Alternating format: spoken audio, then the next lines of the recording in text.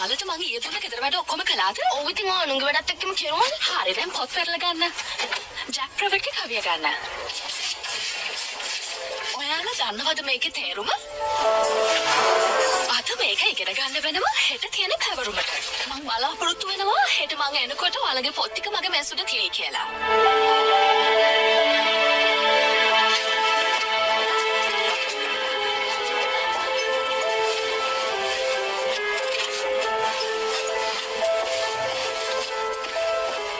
කොහොමද බෙරල්? මොකද අවුලක් එහෙම නෑනේ නේ?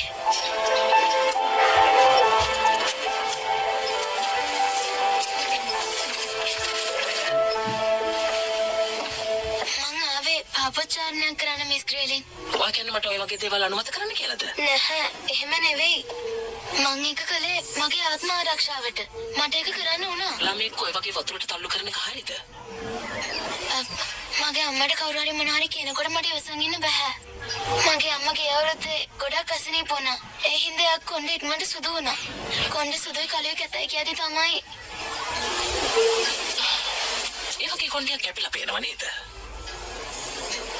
යුද්ධයක් හින්දා හරිම නපුරු අත්දැකීමක් ලැබුණේ. ඒකෙන් බේරිලා අපු අපිට උනත්